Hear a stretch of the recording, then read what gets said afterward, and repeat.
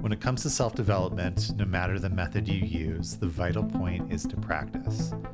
If you're ready to transform your life and claim the potential inside of you, then you're in the right place. Welcome to The Vital Point. I'm your host, Jonathan Schecter. I'm a transformation and integration coach, breathwork facilitator, and just a fan of personal growth. You have the capacity to evolve and bring your intentions and dreams into the world, and there's never been more access to so many incredible modalities that can help you on your journey. This podcast will help you learn simple methods you can use to transform your life and share the stories of practitioners who are doing the work so that you feel inspired to go and practice, because that's the vital point. And this is a real special episode for me. My guest today on the show is David Nichtern, founder of Dharma Moon. David is a senior Buddhist teacher who's been practicing and teaching meditation for over 40 years. He was one of the initial American students of renowned meditation master Chögyam Trungpa Rinpoche. He's also won multiple Emmys and been nominated for multiple Grammys, so I think that's the first time I can say that about a guest on the podcast. He has a couple of really great books, Awakening From The Daydream and Creativity, Spirituality, and Making a Buck, which is also the name of his podcast. And he's been featured on all kinds of things. Not the least is one of my favorite shows and how I found him initially, The Midnight Gospel with Duncan Trussell. And after I watched the episode that he was in, I went and listened, I think, to the first podcast that he did with Duncan, because they've done a bunch of them. And he went over mindfulness meditation. And I just really loved the simplicity and precision of the way that David explains mindfulness practice. And to be honest, I immediately integrated it into the way that I would explain mindfulness. The thing is, I have more than a few years of practice under my belt, but my practice has always been sort of this melting pot of different teachers and teachings, things that I've picked up, things that I've read, teachings that I've been to. And that was always okay with me because I understood it. And I felt like I knew enough to teach an intro class, which, really was the only time that I would ever be teaching mindfulness in the past, was maybe a one-off class, and usually to beginners, people that had never meditated before. And then at the beginning of this year of 2023, I found myself in this amazing situation with multiple mindfulness classes that I was teaching. There was a yoga studio. They said, "Hey, do you want to teach a meditation and breathwork class?" And I was like, "Yeah, that's a really broad canvas, that I could paint on."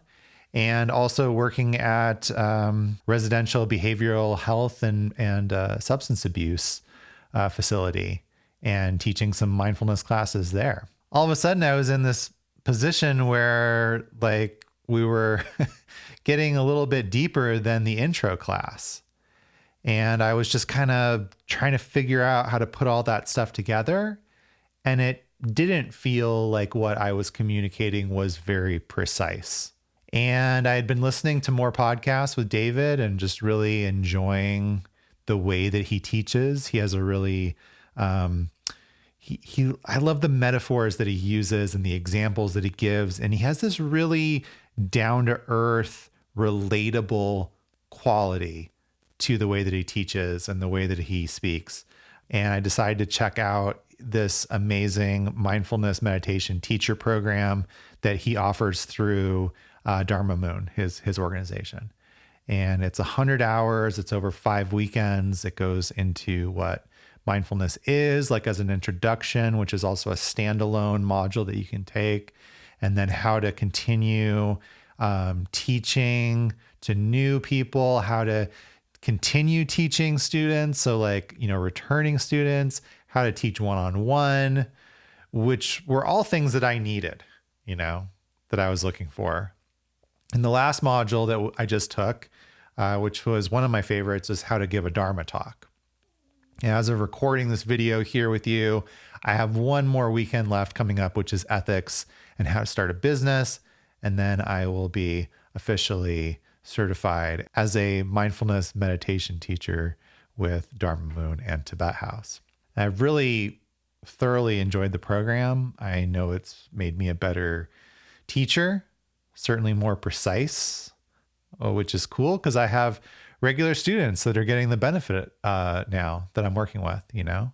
It's a really, really amazing program. I've thoroughly enjoyed it and can highly recommend it. So a couple of things. David mentions it during the episode, and it's on the show page, that there's a new cohort for the training starting on June 23rd.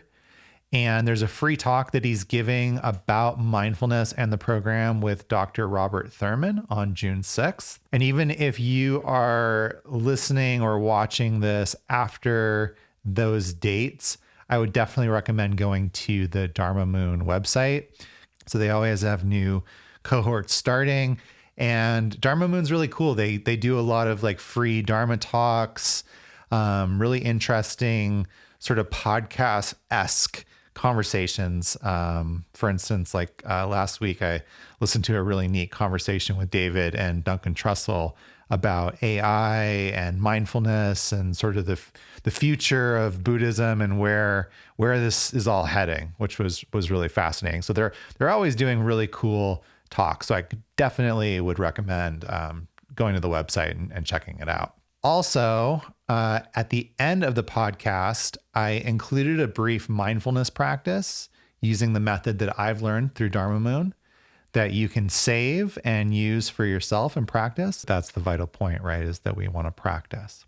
And as far as this episode goes, this is a real juicy one. We dived right into some really cool topics. We talked about waking up into the now. We talked about this idea that, we talked about this saying that David brought up a few times during the training of suddenly free from fixed mind. We talked about what mindfulness is and isn't. David really indulged me in the vital point of actually practicing and threw in a few vital points of his own, shared some of the pith instructions from his teacher, Chögyam Trungpa Rinpoche, and got into those three principles, the gentleness, precision, and letting go of mindfulness that I mentioned previously. We also talked a little bit about my own teacher, Garchen Rinpoche, and just his inconceivable qualities and, just the realizations and wanting to emulate that. The differences between having the teacher as an example and also realizing that you can cultivate those qualities in yourself as well. And then towards the end, we dropped into this really interesting sort of Venn diagram, Buddhism and psychedelics and where they kind of overlap, which was kind of cool to chat with him about. So without further ado, my friends, here is the Vital Point podcast with David Nichtern. Enjoy. Okay, David Nichtern, welcome to the Vital Point. It's an honor to have you here. Thank you so much, Jonathan. That's what I like to get to, actually. So it's the vital point. The Vital Point. Yeah. Striking through. It might be a very short podcast. That's right. Well, I feel like you brought in an aspect of the Vital Point in the training program with this wonderful saying that I really have been chewing on, suddenly free from fixed mind. Yeah, we uncorked that wonderful top shelf bottle the last weekend that we were together. And that comes from particular set of teachings that are very much expressed in terms of contemporary. They're not they're from English and not translated from any other language. So yeah, suddenly free from fixed mind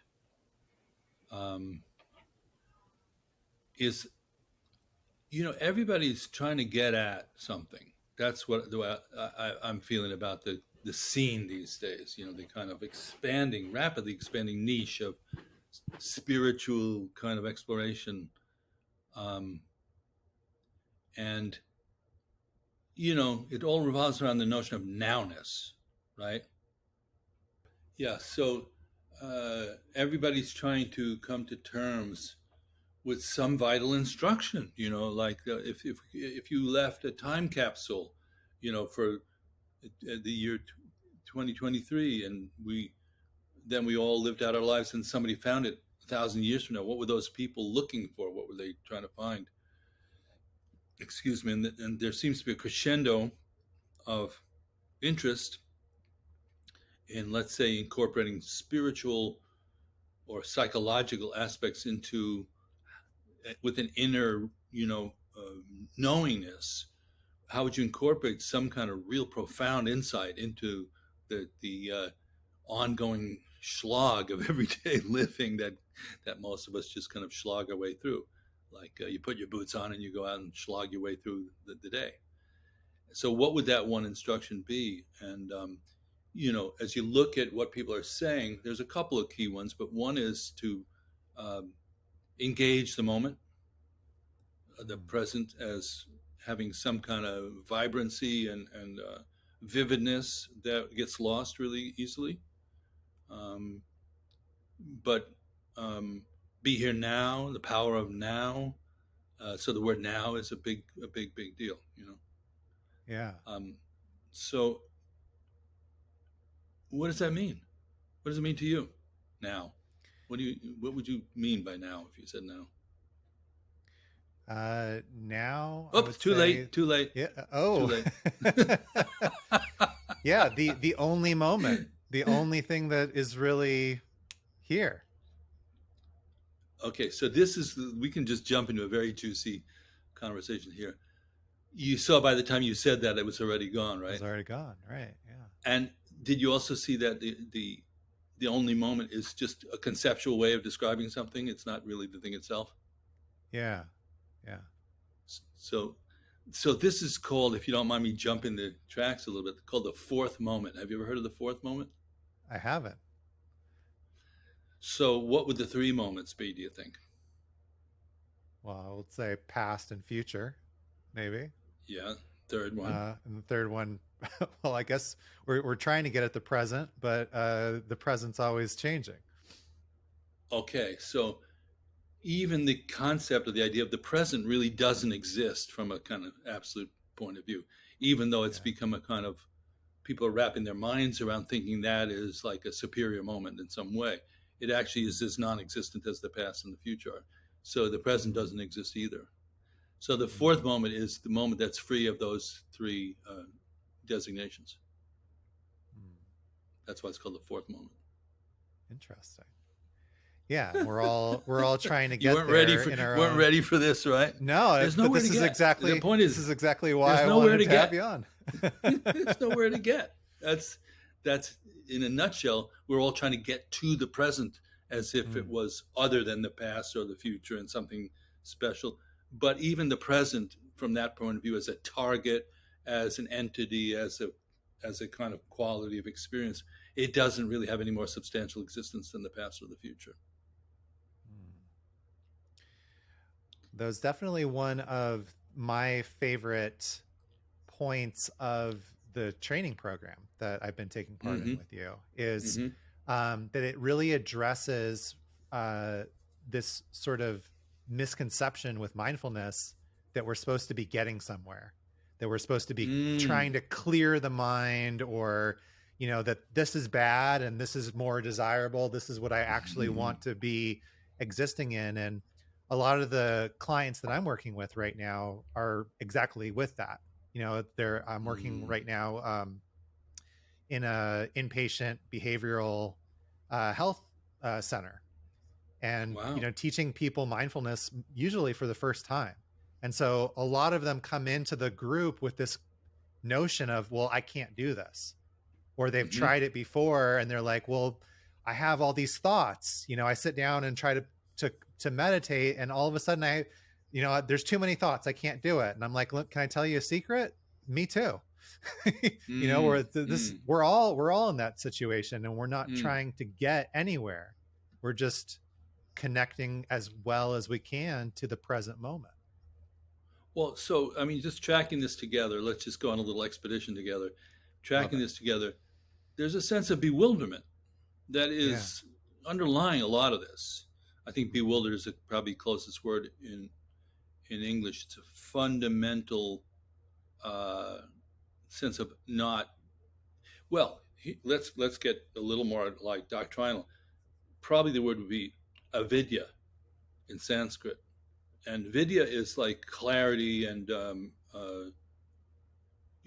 kind of the sharpness of the uh, clear mind, uh, knowingness or what have you, and which has no reference point. It's just self-existing kind of wisdom, and some people would say luminosity, clarity, all those kind of things. And avidya, in Sanskrit, you put a before it, negates it, is the absence of that, and that is the cause of suffering.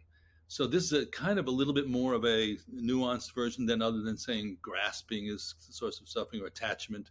That's it's really avidya that in grasping and in attachment and in aggression, by the way, and in our general stupor, we have strayed away from just some kind of a clear, present, um, fully embodied, already present knowingness, which Mm. which in Tibetan it's ma rigpa. So the word is rigpa, and ma is a negation, and rigpa is like the uh, unfabricated quality of knowing and being aware, unfabricated awareness. There's no cause and condition for it whatsoever. It's primordial, sometimes people would say, or unconditional. And then losing track of that is what causes the drift into the feeling of bewilderment. We lost our ground. We lost mama. We lost our mommy at the mall. We're wandering on the mall without mommy, and we're going, "Mama, where are you?" Mm. So sometimes That's they such call a this the rich, mother and child reunion. yeah, that's such a rich visual, because Mm, I can really mm, feel that feeling of mm, being lost, and yeah, how sort of helpless you feel when mm, you're separated from that mama. yeah. You know, And we woke up that way, didn't we? Wake up. We don't remember that. We just remember waking up in the mall, wandering around. That's the real meaning of samsara. Is you? It feels like that's the without beginning. It just feels like, yeah, I woke up at the circus and the clowns were dancing around, and um, but actually there were a series of incidents that happened very very quickly uh, prior to you feeling that way. And the ground feeling is you don't actually feel that way. You actually feel like kind of awake. But very quickly that gets glossed over. So we're right. always recovering that ground, right? Our meditation practice, we're just trying to get back to that ground of like uh, returning home to a certain feeling that actually you recognize. Yeah, I think that's one of the coolest things to me about, the Dharma practice. Going back to that suddenly free from fixed mind, is, yes, it's right there, it's in the moment, and there's also a gradual path that most of us are trying to follow, so that we can integrate that instantaneous moment for as many moments as we can in a row, or consecutively, or over time, Yeah, right? over time. So you're tapping on a really important, essential uh, point, which is that we have the sudden recognition Right. of this kind of awakened state. I mean, I hate to use that word because it's been so butchered lately, but let's just go with the original sense of a kind of wakeful state and the gradual cultivation of the cause and conditions that will allow it to occur more frequently. That's what you Yeah. just said. And that's our path as I learned it, as I'm trying to just simply pass it forward, is a merger and acquisition of the sudden and the gradual path. They're both involved. So Yeah. if it's a sudden path, you have the Zen master yelling at you, "Wake up!" And like, "Oh, okay, I just, and just sit," and you don't even remember what you're supposed to do or anything like that. And then the gradual path is we're just attenuating and becoming a little bit more kind, a little more gentle every day, and working with our little patterns of behavior and stuff. But when you put those together, it's like the dynamite and the string and the match all Yeah. come together. Yeah, I really resonated with the way that you kind of explained this during the mindfulness meditation teacher training, in that the passing down of the recipe, and how Yeah, you could give me the recipe, but it's not going to make me any less hungry to hold the recipe in my hand and read it.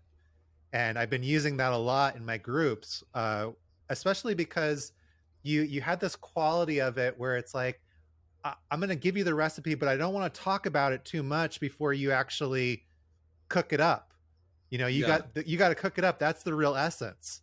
And that's the essence of yeah, this show, right? Is the vital point is you have to practice it. You can't yeah. look at the recipe and expect something to change. Well, that's a good vital point. You have to practice is a really good vital point. Yeah. Um, and it is like a cooking show. I don't know. I'm very food oriented, so I like the image of a cooking show because they have one already cooked. Buddhism is a cooking show. They already have one that's already cooked. It's called the Buddha, and there's statues all over the place. And Buddhas. There are actually Buddhas. I feel like I've met actual Buddhas in my lifetime. So you go, okay, that's cooked, or that's what it looks like when it's cooked. And then you go through the instructions with the teacher, and you make your own. And then it doesn't rise enough because you didn't put enough yeast in, or whatever it is.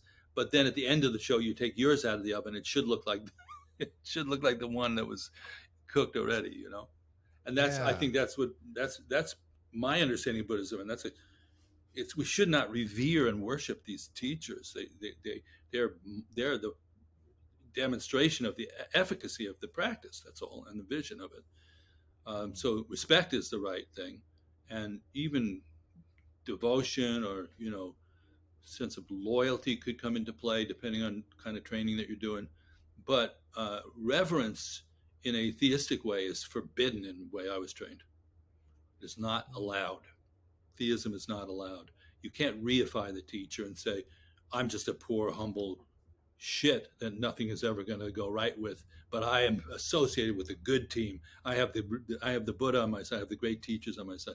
You have to manifest it. So that's like, and any teacher worth their salt wouldn't want students like that, actually. That's just a sign of their own weakness and insecurity if they like students like that. Yeah, I think that's a really important point, because there is so much in the Vajrayana teachings about guru devotion and guru yoga, and Yeah, meditating with the guru on the crown of your head, and really trying yeah, to emulate and be as much of the guru's good qualities as you can. And yet, just like you're saying, I guess the way that I've interpreted it over the years is the teacher is like a mirror. It's like looking in a mirror, yeah. and at some point through the practice, you realize that you're looking at yourself in the mirror. Well, yes, and it's a little uncomfortable. It should be a little uncomfortable. It should be also a little inspiring. But you mentioned guru yoga. For those people who don't know about that, there's in the preparatory practices for Vajrayana, there's a practice called guru yoga, which theistic people could say, "Oh, you're just worshiping the guru," and that's not actually the case. You're identifying with the qualities of the guru through Right. visual imagery and kind of a sense of tuning your mind to that. But here's an interesting thing: is the guru is on top of your head, but they're facing the same direction you are. Did you ever think of that? Yeah. Yeah. They're not looking back at you. They're looking. It's like imagine guru's on your head, and you're sort of seeing their vantage point. They're seeing your vantage point, and they're merging. At the end of the practice, you don't go, okay, well, I'm not worthy. I can't do it. You merge. You Yeah. dissolve into that. So it's really just enabling and enlivening your own inherent guru-ness. It's not well understood in the West, if you want my humble. And I don't think I'm It's going to not. go really. I'll get killed for this. I don't think it's that well understood in a lot of the areas in the Asian traditions anymore. Mm. They become very institutionalized. They're very heart people. They're very loyal. There's a lot of what I would call theism still in those traditions. Yeah, I think theism in the way that I've understood it too. Like everything that I've learned about Tibetan Buddhism and Vajrayana is sort of filtered through this theistic upbringing, and sort of trying to unjumble that sometimes and like see it for what it really is, rather than that filter of my own experience.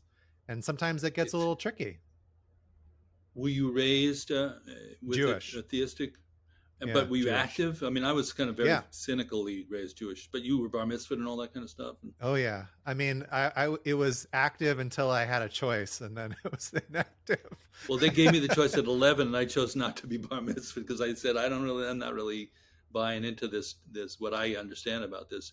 And then at 19, I got into Buddhism, and I just thought, okay, this is really, who knows if you found the right rabbi, Right. or the right priest, Yeah. who knows what you take away from it. But and I think it's fair for us to admit that the Buddhism also can become theistic, and it can become nihilistic, Yeah. and that's another danger, is that you begin to think you're designing the world. It's all, it's all made up anyhow, so who cares what you do? It doesn't really matter. That's also probably not a helpful perspective to hold. That's not a vital point Yeah. either. I think in my experience, there's a certain flavor, and I'm going to put myself first and foremost, in people that convert from the religion that they were brought up with to a Mm. new set of beliefs. They tend Yeah. to there can tend to be a little bit of let's call it like unhealthy enthusiasm about it. Sometimes like Mm. you really throw yourself into Mm. the trappings and the not the Sure. vital point, like the I'm gonna Right. I'm gonna wear beads, and I'm gonna maybe have a scarf, or put Yeah. tonkas up in my house, and I'm not following any sort of dharma, but I Yeah. look like a Buddhist, or I look like I'm Jewish. Sure. And in 2005, I was fortunate enough to go live in Tibet for a year. And Oh wow. I Okay. when I went there, I had Wow. that idealism of, Yeah. well, Yeah. Yeah. every monk that I meet is going to be like a lama, and going to be so Mm. devoted to the teachings. And then I met monks that Mm. were like, "Hey, do you want to go buy a new phone with me?" Like, "Oh, Mm-hmm. you have a Game Boy? Like that, can I play it?" Mm-hmm. Like they were Mm-hmm. just regular people wearing Mm. robes, just like there were regular people in my Jewish temple, that weren't really devoted to Judaism. It was just the tradition that they grew up with. Yeah. And then there was Uh, like, and then there were people in the Dharma centers that I were going to that were like, every Tibetan tradition, you have to follow that, even though we're American and we don't understand the cultural context of why you shouldn't point your feet, in the direction of the shrine, or the yeah. teacher, and don't talk to the Lama because they need to be on a pedestal. Think weird things Mm. like that, where it's like, well, actually, I've had really amazing conversations with llamas. They're they're pretty Right. interesting folks to chat with. Um, Yeah. you know, Yeah. Well, you're going beyond the foyer of yeah, the apartment. uh huh, There's a lot of traffic in the foyer. In the vestibule, that before you actually enter the house. And there's right, all kinds of, like, parties going on there.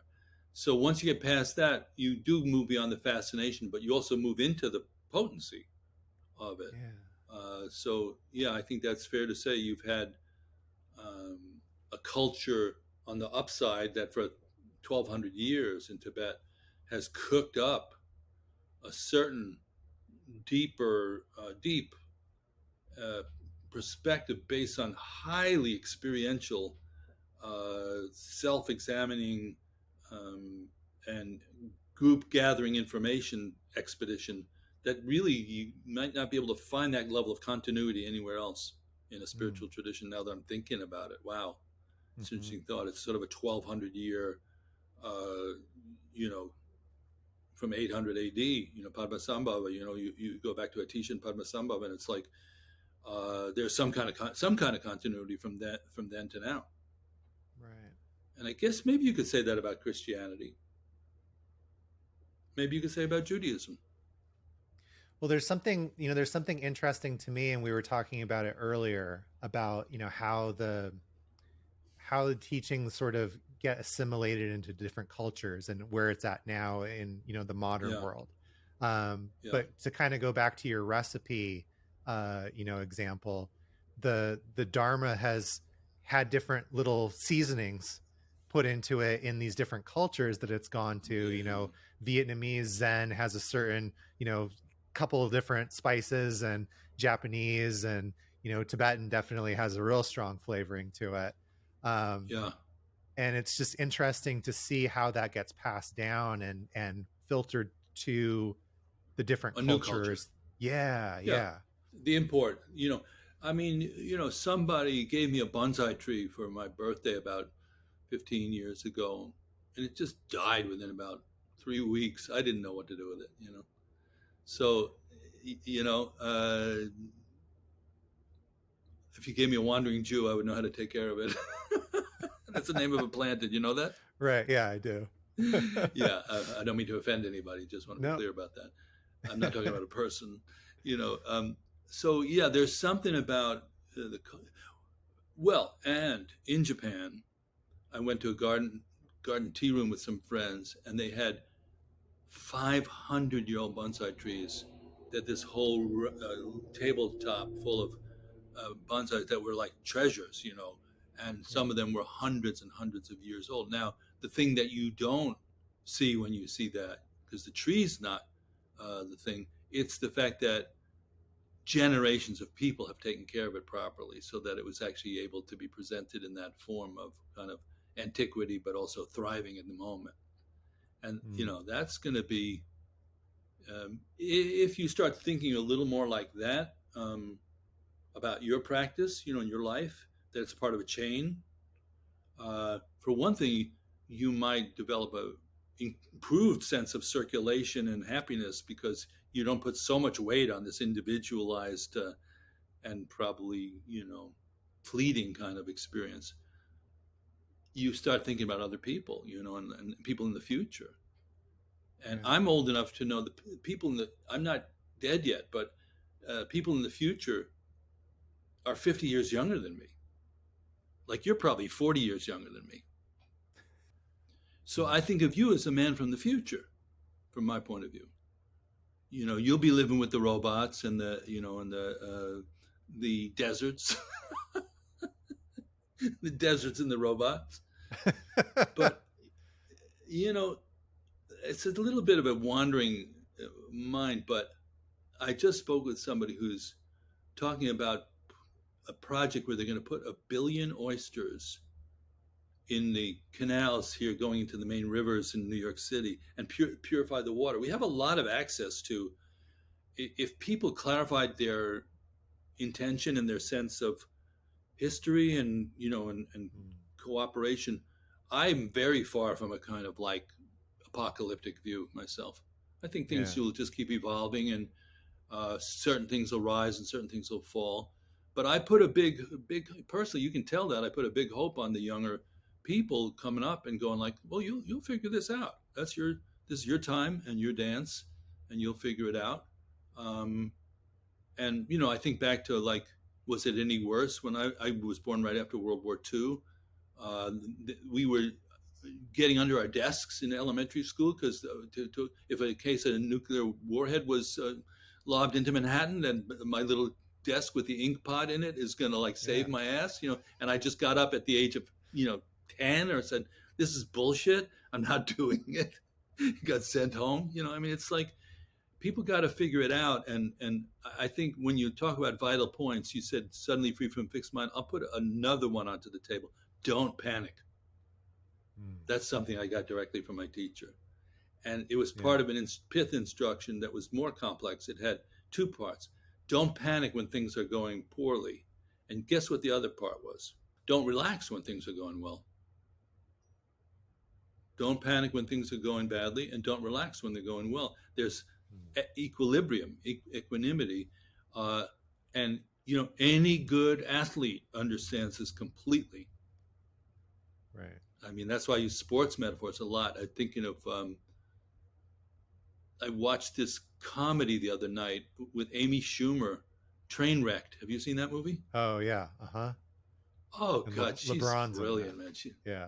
And there's LeBron James playing a kind of sitcom role, and I just went, this guy, and he's also on the Calm app, I believe.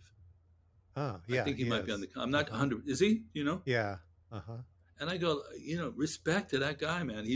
He had so much composure, being an actor, and you just could see in his game he has never relaxed because he's like one of the greatest in the world. But you can see him also recalibrating when things are not subsiding. Anybody could take that message. Don't panic when things are going badly, and don't relax when they're going well. And Yeah. meaning not to be kind of compressed to the level you don't have any feelings, but maybe not going all the way down the rabbit hole and all the way up Mount Everest when you just you heard that somebody recorded a song of yours on a record or something like that. Well, that's great, you should feel good. Yeah. But then that's a good time to start working on other songs Uh-huh. and other records. So um, I think don't that's a good pith instruction, a good vital point instruction. Do you like that one? I love it. Yeah, and it goes with the, one of the three things that we kind of touched on in the program of letting go, gentleness, precision, and letting go. Right. Right. The letting go part. And it's something that I think is important to cultivate, like you're sitting there and you're doing your practice and the worst thought in the world comes up, notice it, Yes. say thinking and come back to the breath. Best thought in the world comes up, notice Yeah. it, say Right. thinking and come back. Yeah. And I love the humor that you brought into that. I remember one of the first sessions, somebody asked, well, you're a musician and there were a lot of musicians in the training program. Right.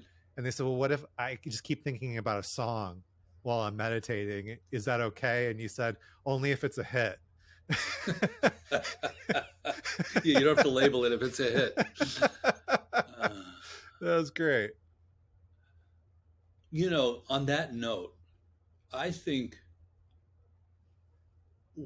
if we don't get too lazy and let these machines do all the work for us, which is a definite potential problem where you get lazy intellectually and you just process stuff artificially. Think the mind that we have has much more capacity and dimensionality to it than we ordinarily access. I mean, a lot of people would Mm. back that up in neuroscience. Mm-hmm. But I remember riding home from LA to New York on an airplane, and you flip through documentaries and things, and there was a documentary on a child prodigy composer.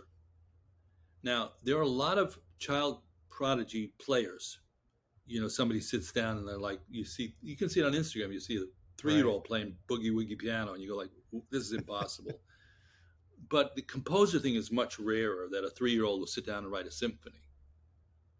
And this kid, at 3, luckily his mom was a piano teacher, and he's just scribbling little notes on a napkin. Nobody would have known what it was even if she didn't. So, oh, maybe he's got musical aptitude, and they get him trained up, and it gets he can write in his mind an entire symphony at the age of 6, full form, all the Right. parts.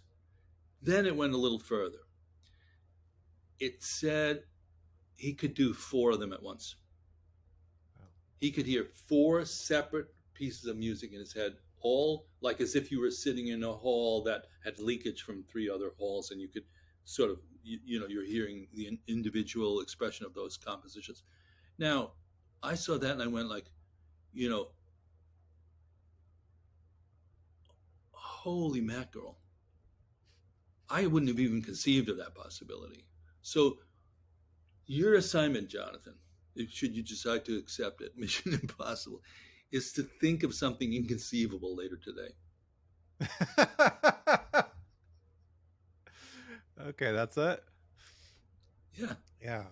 Everybody You- out there in podcast land, later today, just have a cup of tea or something. Think of something that would have been inconceivable to you to imagine, but really, really imagine it properly. Um, It could be, a new form of energy. It could be uh, a new art form. Just go outside of your sense of what's conceivable and pull something out of the void and bring it back. And you, Jonathan, you're going to email it to me, okay? All right. Yeah. Get some You're going to blow royalties your on mind that. first, and then I'll go like, oh, I never thought of that. Yeah. I'm even just, I guess where my mind goes is those moments of illumination that seemed inconceivable before I experienced them. And Right. Sure. And you've had those already, so you have evidence in the yeah, can already of that. yeah, yeah. Okay, Isn't then that here's interesting? second assignment. You want another assignment too? Sure, let's go for it. Okay.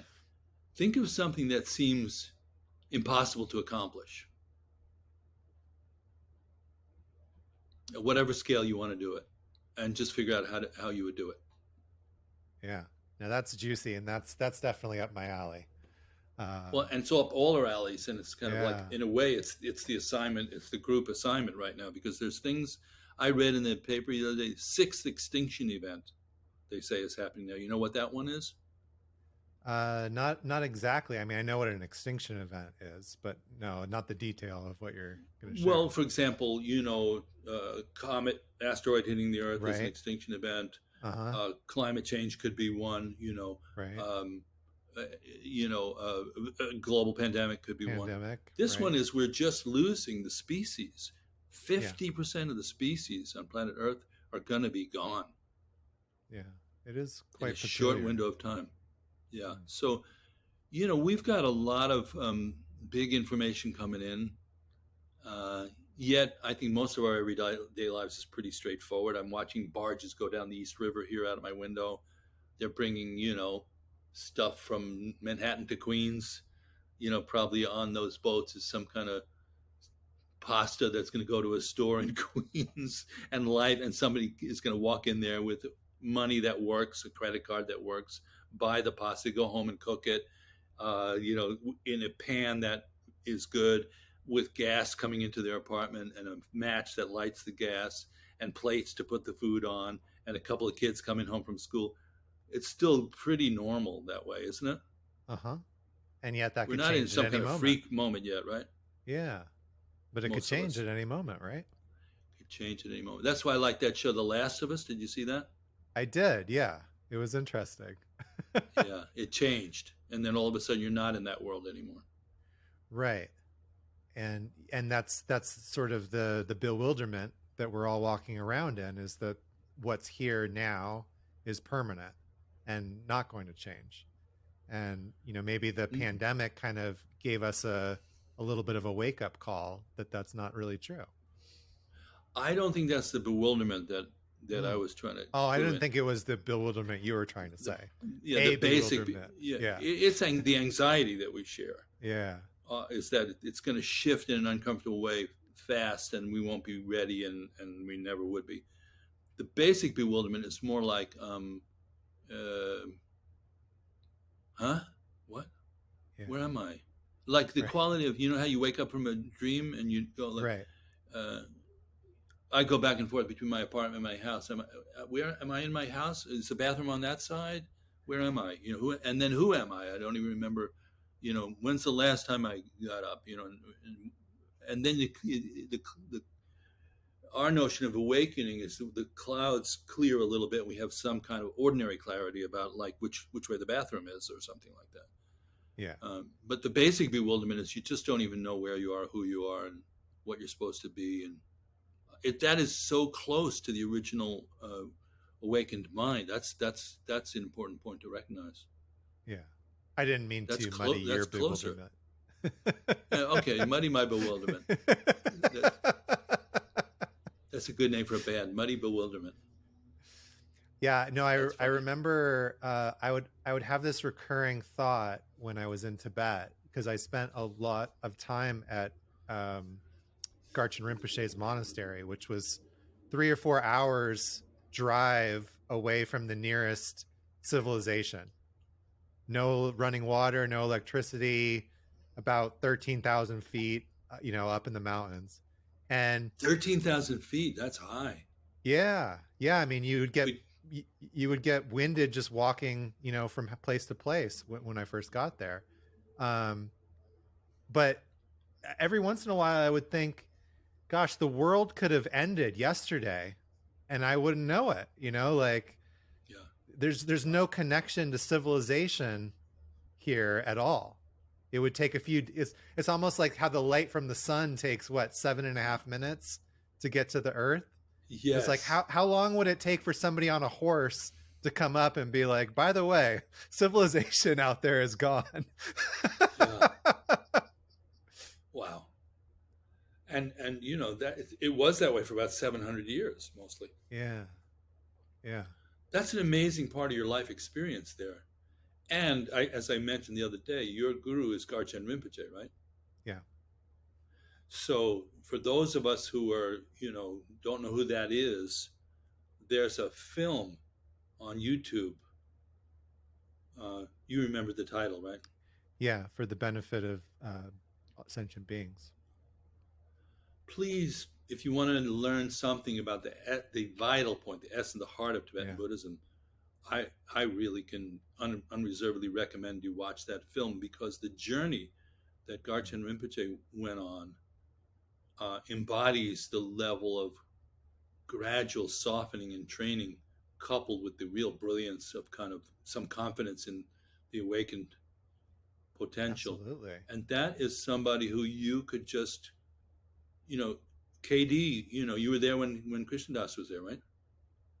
I wish. No, I was not. Oh, I you weren't there. really, Okay. yeah, I do. I know. I think they're planning another one, and I would really like to attend that, because when I saw the email, I thought, I was just delighted. I'm like, wow, this is Yeah. really, really cool. Krishna Das and Garchen Rinpoche in one room. That's amazing. They are going back the fall.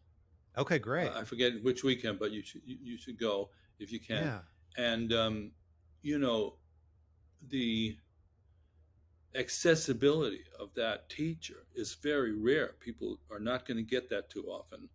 Yeah. Where you have that kind of somebody who's not, abiding any kind of pomp and circumstance, but has the genuine bodhicitta, like squeezed out, all the juices there. And I just feel like confident saying, even though I've never met him personally, I've met other teachers like that, but that he is unreproachable in terms of representing the Tibetan Buddhist teachings in the most open-hearted and refined way. So you're very lucky. You're very fortunate. I am very fortunate, and I do really consider myself fortunate to have met him and to be able to consider myself a student in the most humble and least accomplished way. If I can, if 1% of his who he is and his essence and his teachings can rub off on me, then I consider myself fortunate. Because like you're saying, his life is incredible, and there's so much that you can learn from it. For those that may not be familiar, he was imprisoned during the Cultural Revolution when China took over Tibet for 25 years in a Chinese prison. And when you meet him, there's absolutely not one speck that you could tell that this person was imprisoned doing harsh labor for 25 years, because he just radiates pure love and pure compassion. And there's so many really interesting stories within that, because he met his root guru in prison. Right. And if you watch the movie, he says, until I went to prison, I didn't really understand Dharma. I was studying it, and I was in a monastery, and someone was trying to teach it to me, but I didn't really understand bodhicitta, that enlightened mind, until I was in prison, until I met my guru. So like just that in itself, like the adversity becoming the path to your enlightenment is such an incredible lesson in and of itself. But yeah. And nobody chooses that exactly. That's sort of only a martyr chooses that. Uh, Mm. but if it's in your karma to have that kind of, we've been talking about Milarepa in our Wednesday night class at Dharma Moon, and you know, I was just talking to a student this morning and saying, I think maybe people have the wrong idea that somebody's born into this with some kind of magical, uh, evolutionary prospect of being a golden child. But really, the great holders of the lineage that, particularly, I guess, maybe all the lineages, maybe particularly Kagyu lineage, they all got the crap beat out of them, and Right. by life. I don't mean by Right. somebody. I mean by life. Hmm. To the point where even if they had, like Naropa is a perfect example of like a university professor, even somebody like that who had it made kind of was a Buddhist scholar, and even he had to go out and find this crazy yogi to follow around for 24 years.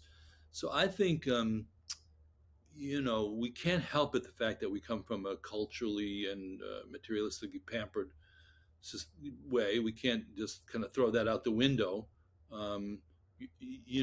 You could throw it off and go, I'm going to go an ascetic way, but there's probably a level of masochism in people who do that. So it's a tricky thing to navigate. But when you see, I like what you said, you're 1% of that. I think I don't think that's minimalizing who we are. It's not shrinking us, and it's not reifying them. It's Mm. just recognizing. I'd always rather have a teacher who showed that you have plenty of headroom there to go. And Yeah. that's, to me, what devotion is. The person is saying, you got headroom there. You can grow. You can keep going. Mm. It's not reifying that person. It's like, oh, I could never do that. They say one of the ways to compliment your guru is to surpass them. Did you ever hear Mm.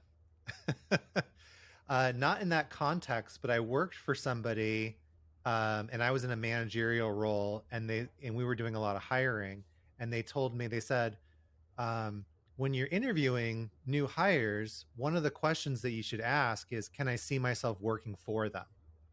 And it like hit me like a thunderbolt, because I'm like, well, I've never thought of that before. I've thought, could I Mm, see myself working with them?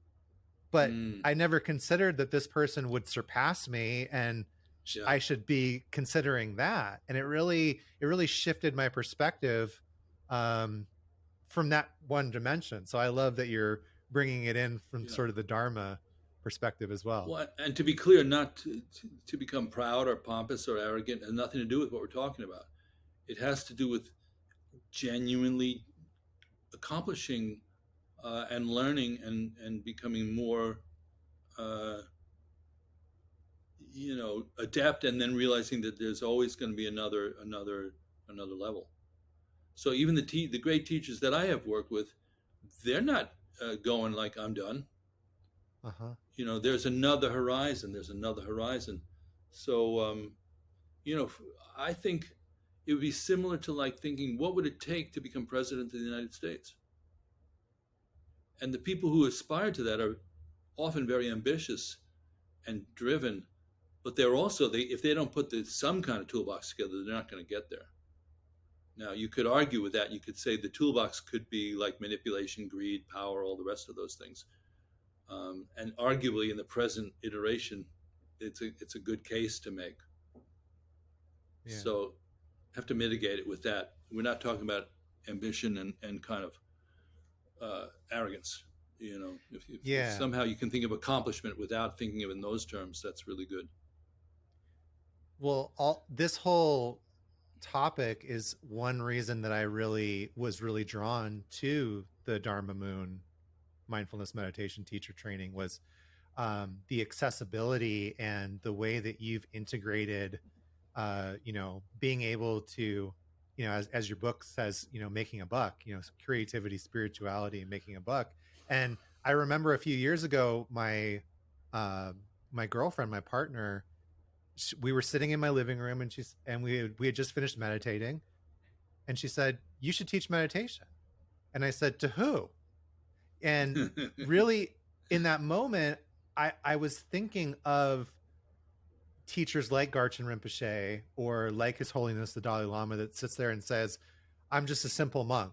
Or like, Garchen Rinpoche will sit there and, I've literally sat there and watched him teach for 2 hours on like one stanza of Milarepa and go into it in such like precise detail where you're just like, I can't believe like that there's that much richness and juice in this one, couplet, right? But he'll sit there and go, well, I don't really know anything and I'm just an old monk, but somebody asked me to teach, so I just want to help you guys out, and so those are my examples. And so I'm sitting there going, well, what do I have to offer? Like if the example that I've been given and shown is ultimate humility and like taking the lower seat and not showing off or, as the kids would say, stunning in any way, right? Then what right do I have to even pick up that mantle? And so I really appreciate teachers like you that are bringing that integration into the modern world and saying like, no, we do have something to offer, we do have something to share, and you have the right to as long as your intentions are good, and to share and to thrive with it. Well, and that's why we in the Dharma Moon teacher training program we encourage self-assessment. Yeah. But accurate self-assessment, would be you don't just denigrate yourself. It's not just I'm not worthy, Wayne's World. It's and also knowing what you don't know. That's what some of my teachers say. You don't know what you don't know necessarily. So it's good to have teachers even at any level that can, or at least high level, Sangha brothers and sisters who are not there to corroborate your failure or success. Yeah. So the long story short is,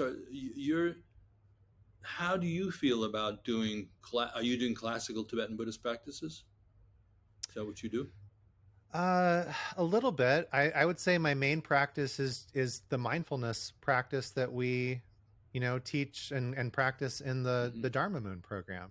Right. It's been nice. Have you taken Bodhisattva vow? Yes. You have. Good. Yeah. I think it's been nice to ground my practice in the way that you teach and the way that Dharma Moon teaches, because I would say before starting the program, it had more of like a open Mahamudra kind of flavor. So kind of just, it almost was like, let's reset. Let's reset and kind of get back to this real beautiful ground of what precision. Yeah, that's it. Precision. I love that we bring that in as one of the pillars of the training. And I love how you were talking about the gentleness without precision, because so many people in the world that I spend a lot of time in terms of psychedelic integration and breath work, and there is that gentleness without precision. I think the way you put it was kind of mushy, like it's all love and light, and there's a real interesting way that we kind of bypass certain things about being human within that love and light perspective. And so bringing the precision into it is really key. And I've really appreciated that about, learning more about that in the teacher training. Unfortunately, they're doing construction in the apartment above me. I don't know if can you hear that? Maybe a little bit. Yeah. It's okay. Okay. Sorry, everybody. That's just the way it is. Living in New York. Well, who's your audience? Do you know who the people are out there? Oh yeah. I mean, this podcast is a mixture of folks that are interested in psychedelic integration, breath work, meditation, um, internal family systems, and somatic type practices. I would say that's been sort of like the top tier of episodes that we've had. We've had a couple of really interesting chats about psilocybin mushrooms, and I've always found it really interesting, like sort of the intersection between psychedelics and Buddhism, because a lot of people that are doing deeper psychedelic work can kind of start to stray into the Dharma shipping lane. Um, and then, yeah, the different practices that can support actually integrating what you're learning rather than just having an experience, whether that's going on a roller coaster or doing a breathwork journey or, having a ayahuasca ceremony, whatever it is. Um, it's all, to me, it's about the integration. So hence the vital point of doing the work. So that topic is coming up regularly lately. Post psychedelic integration. I've heard it from at least 4 or 5 people in the last couple of weeks. I don't know much to add to that conversation. I had an old friend text me. I haven't seen him in 3 or 4 years. A high level professional music guy, and kind of a Dharma guy. And he said, here was the text: just did Toad, really blew the doors off. Let's talk. Toad was all in caps, and for those who don't know, it's Toad Venom. That Right. is the sort of probably the most avant-garde of all of them. Would you say that's kind of the furthest out of what's being offered? Or? Yeah. For me, Buddhism has given me a framework to understand and kind of interpret some of those experiences. I remember I had a pretty transformative experience with it myself, and With Toad? yeah, and um, when I came out of it and I was trying to integrate and like think about it, you talk in the training program about hearing, contemplating, and meditating. Um, when I was contemplating and trying to figure out how to meditate and integrate what I had just experienced, what came to mind immediately was the description of the bardos in the Tibetan Book of the Dead. And I've had conversations with several other people that have experience with that same medicine. And they said, yeah, that's exactly what it reminds me of. And from that perspective, to me, it's such a blessing, because here's this sort of practice that we get in the experience of dying. Most of us only get one shot at it, right? This time around. And we're just, on the deathbed, like going through that experience and trying to deal with all the noise and everything that comes along with it as we're going through. And so the having the experience of, oh, I really think this is what dying is going to be like. And being able to go through that and come out the other side, and still keep myself, because I think we both share that philosophical view that we'll be back in a different incarnation after this one. But coming back with all the information that I have, you know, is pretty cool and invaluable, and at least gives me that framework of, oh, here's how I can view these experiences. Of course, we can't really know, No, Um, absolutely. and the thing you might conclude is we don't really know what's happening right now either, Mm, almost in exactly the same way. That if you try to put your finger on what this is, there's a lot of assumptions that can get easily dismantled by somebody with a fifth grade education about who's doing what to who and what's happening. But it is the convenient and collaborated reality, that so it has a certain amount of momentum to it. That's why if you interrupt that with some kind of, altering brain chemistry substances, you just go, oh God, this is easy to disrupt, you know. Mm. Um, Mm. but the velocity, the force of holding it together is also easy to maintain because of the habit, the strength of the habit there. So yeah, so suddenly free from fixed mind. That would be one way to. I was just reading a Trungpa Rinpoche thing that said, you have a moment in time. Talk about nowness. It's only about 2/1000ths of a second is actually what now a moment of one single moment of cognition is. That's the duration of it, according to Abhidharma. And then they strand together like pearls, but there are gaps all the way between all of those. And Yeah. experiencing that gap is a very much part of the practice. At a certain point, you don't really talk about it too much because people will just solidify what that is. But certainly people are experiencing a gap when it's artificially induced, you could say, by the drug experience. And then certainly they can bring part of that back with them as something to integrate. So, the idea that it's calm and peaceful is probably the single most powerful thing to disabuse people of as quickly as is convenient.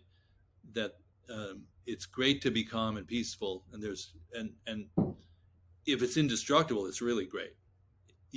Like somebody like Garchen Rinpoche is indestructibly calm and peaceful. It's Vajra calm and Vajra peace. It's not like he got the right circumstances together to maintain it, which is more like the God realms, right? You just can sustain that for a while.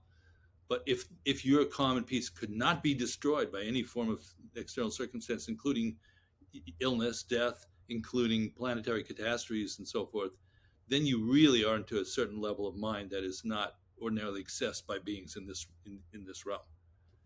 Even the quote unquote spiritual teachers in this realm are not ready mostly for that level of chaos, to what they construct as even the revised reality, even the new reality, the improved reality, the more enlightened reality, the more awakened reality. It's so disruptive, actually, that only the wrathful deities can really communicate it to most of us, because we're just too comfortable psychologically. So that's why, at some point, these great teachers, either through the amount of love that they put out, is disruptive to our sense of, like, as long as Khyentse Rinpoche said, Dilgo Khyentse Rinpoche, his teacher, used to disrupt him by being so damn nice, so kind, so loving, so benevolent, that he couldn't hold his shit together in the face of that. That's one version. The other version is, really manifesting disruptive energy and cutting into what you expect is going to happen next. And it's like this kind of thing.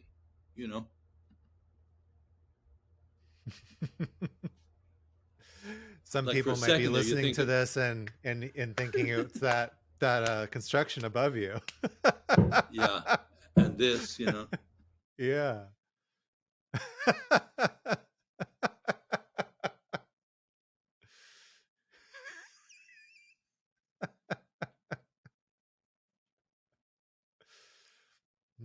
Well, on that note, good work, Jonathan. Keep doing it.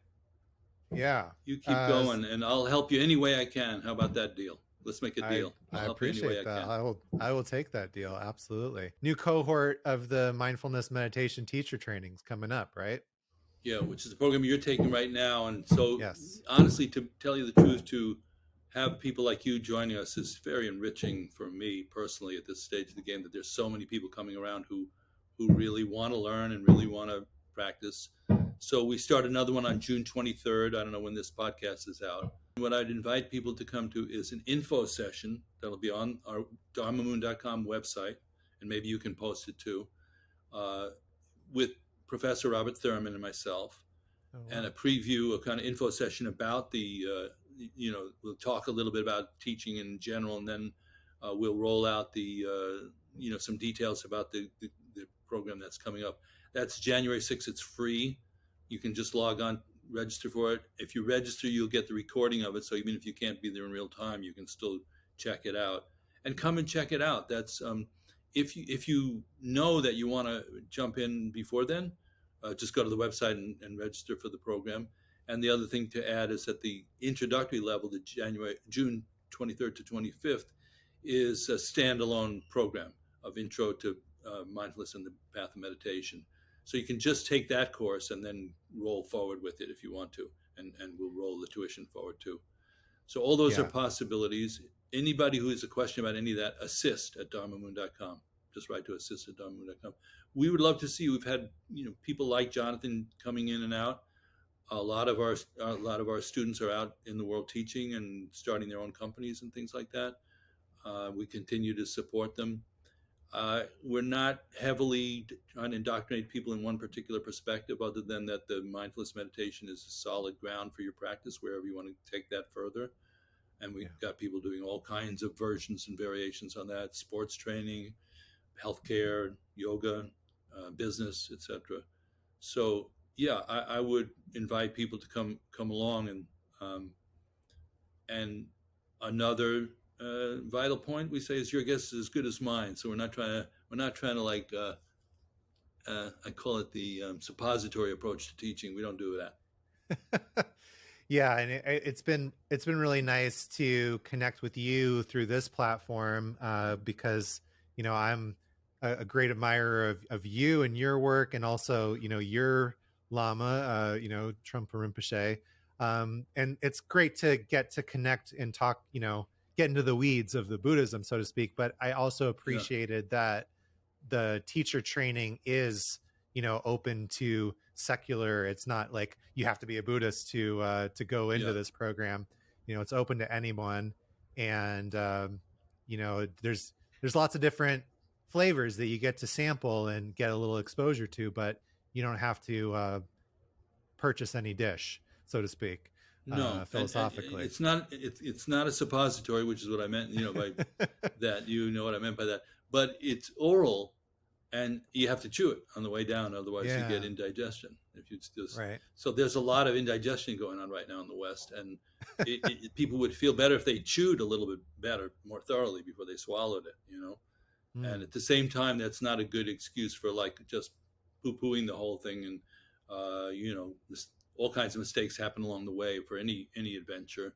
But it requires people to show up fully and go like, do we want to continue this or not? It won't continue if people don't want to continue it. It just fades away. And we have a basically non-theistic view. There's no magic to it. It's just based on individually. You pick up the recipe and you cook, and you say, I think I'm going to add some cardamom this time around, and hopefully you have the gravity to know that that's going to taste good and not just mess it up. Yeah. Well, David, it's been such a pleasure. I welcome you back anytime. And I really, really appreciate you coming and sharing your time, sharing your wisdom and experience. Thank you, Jonathan. Good to get to know you a little better too this way. Really appreciate it. Thank you so much. Hope you enjoyed the podcast. Welcome to this brief mindfulness practice. The nice thing about this practice is that you'll be able to make it as long as you'd like. I'm going to go over the intro, and then you can make it whatever length you'd like. And I'm going to be going over mindfulness as taught through the Dharma Moon program. The mindfulness meditation that we'll be practicing today comes from Buddhism and has been practiced as a core component for over 2,500 years. But I'd like to mention that this practice is completely secular. You don't have to be or identify as a Buddhist at all to practice mindfulness. And you can integrate mindfulness into any religious or spiritual system that you identify with. Really simple. It's just 3 steps. The first step we call taking our seat. And there's a few different ways that we can do that. We're taking care of our physical form. We can sit cross-legged on the floor. We could sit in a chair with a straight back, or we could even kneel on some yoga blocks or a bench. And no one way is better than the other. You can experiment with what feels good to you. If you are sitting on the floor or kneeling, you want to think about having your knees lower than your hips. So, with one of those three methods, we're just supporting the bottom half of the body. The top half of the body, we want to be strong, but not rigid. Straightening your spine so that your torso, head, and shoulders are upright, but not uptight, and that your shoulders are over your hips. Think of straightening your neck as an extension of the spine, so you can slightly tuck your chin to help with that. I like to picture a string that starts at the bottom of my spine coming out of the top of my head, gently being tugged upwards. Relax your mouth with your lips gently touching or slightly open. And keep your eyes open and relaxed with a soft downward gaze about 4 to 6 feet in front of you. Not really looking at anything, just a soft gaze. Hands are resting, palms down on your thighs, wherever they feel comfortable. Overall, think of creating a relaxed and dignified posture. Not too tight, not too loose. And to accomplish this, we can remember to be upright, but not uptight, and having a strong back and a soft front. So take a second to take your seat and notice how it starts to change your experience. Remember, you can adjust during the practice if you start to feel uncomfortable. So that's the first step, taking our seat. The second step is to connect with the felt experience of our breath. Just find your breath and gently place your awareness there. We want a light touch. So just take a moment to find your breath. I like to ask myself, how do I know that I'm breathing? And just find that place. So that might be underneath your nostrils, feeling the air coming in and out. Might be the rise and fall of your belly or your chest. Could be the full body experience of breathing. The third step is to notice when your mind wanders, to label your thoughts as thinking, and place your attention back on your breath. So we repeat this third step over and over, and each time we do, we're building that strength and stability.